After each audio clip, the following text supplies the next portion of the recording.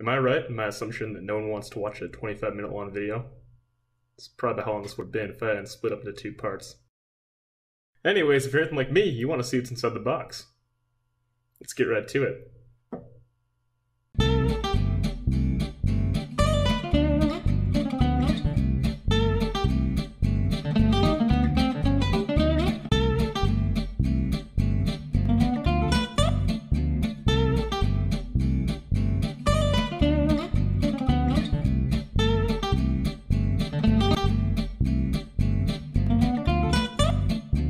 Okay. Right off the bat, we can tell it's a relatively large set, the kind of thing that would be excellent to receive or give as a gift, if you're that kind of guy. We have the bandolier in here, and additionally a bag of pins, which is very nice. And kind of as an addition onto that, we have a few, tech pieces in there otherwise. Always nice to see. Very tech-heavy set. We have Chewbacca's head mold, very distinctive. Another bandolier, same thing. And we have several other bags, consisting of various different things. Bones, shells, more Technic, a couple of sword weapon pieces, all of that. You can see a lot of pieces in this set, at least relative to our CCBS sets recently. We have the instruction manual, which is pretty straightforward. Actually, it's, very straightforward, except for the fact there's no ads for sets that are in the wave otherwise in the back, which is super bizarre. A little bit on his bowcaster, all that jazz. And you get a little hint as to how the set is built. We'll be getting to that in just a moment. So we can see that the pieces are relatively detailed and varied. Now, as far as color goes, unfortunately our selection is pretty limited. And as far as texture goes, it's even more so. But that is a good sign for the build of the set. So that's all I can really say there. Additionally, we have our bag of pins over here. A couple nice technical pieces in here that are of note, such as the three-way pin add-on. Has like 3 milled pin joints going out in each direction at corresponding angles, which is an excellent piece. And we have our shells. Chewbacca's head mold now is very detailed, a little white on the underside here, and is huge. I'll show you guys the size comparison in a moment, but it is massive. Just one sec, just trying to open this thing. It also has a sort of kind of matte finish to it. Not really a glossy one, but a matte one, which I'm totally fine with, and I think actually suits it a little well. The one that really bugs me about this on like a serious level is the fact that it has kind of this rough-hewn look that doesn't really befit Chewbacca very well. And when I say that, it isn't really an issue with the mold as much as it's an issue with the coloring. Some more kind of streaks on his, or some more kind of variation in his coloring on his head would be fantastic. Beast fin piece, little comparison, all that. Eyes are great. Chewbacca is staring at you creepily. And hair goes way down the front, way down the back. A little bit on the sides, mostly in the front and the back. We have the Beast foot piece, which was first in 2014 and some of the Invasion from Below sets, and now is making its comeback. And we have the Beast fin piece, same color, reddish brown. Both these pieces are, relatively not suited to Star Wars, but Chewbacca is a welcome opportunity to include them, so that's, definitely positive and always a hit. We have the Earth Orange superhero chest piece. Again, so a bizarre piece to include in Star Wars. Spoiler alert, it's not a chest. Chewbacca's chest is more clone armor and less superhero, whatever that's supposed to mean.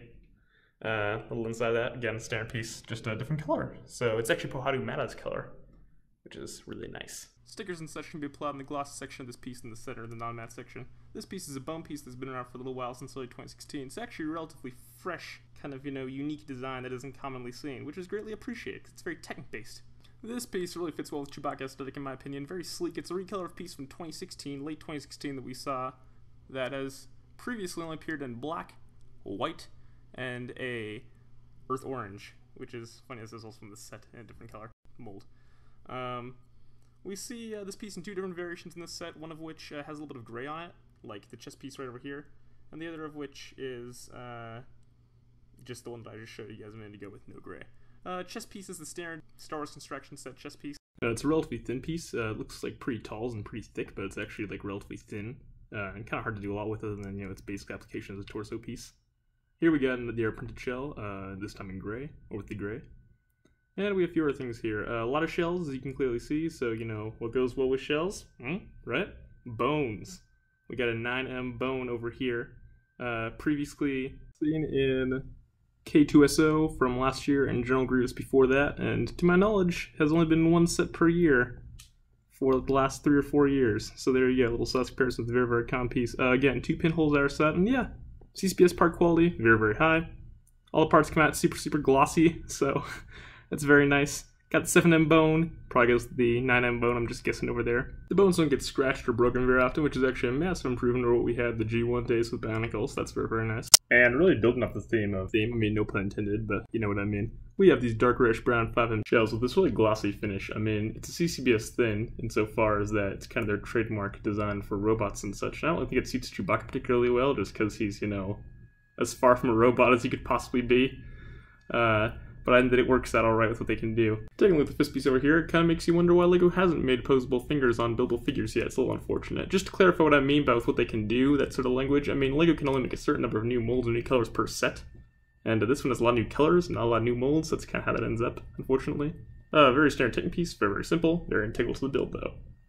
And over here we have the bandolier. Now, this was a piece that was made of a non-ABS plastic, very flexible, kind of similar to the sort of thing that we would see in, say, the Hero Factory Brain Slugs back in 2013, or the Kalma Tentacle pieces back in 2007. Those are pin add-ons on the edges, so you can actually add things on via pin. And similar to the Kalma Tentacles, they kind of really hold their shape very well, they really bounce back, which is kind of cool, so that's a nice vibe they have. The molds are alright. I mean, they're a little grainy, so they're not, you know, incredible, but you know, they're flexible, and they have the unusual connection points, so that's always a plus. And while I do think that there are better things LEGO could have done other than include 2 bandoliers in the set, I think it works out alright. Now that we've got an idea of what the set really looks like, we can start to make some judgments on whether or not it's the kind of thing we'd want to buy, the kind of thing we want to gift, that sort of such then. But let's get right into the real reason that most of you probably came here. Let's build the set.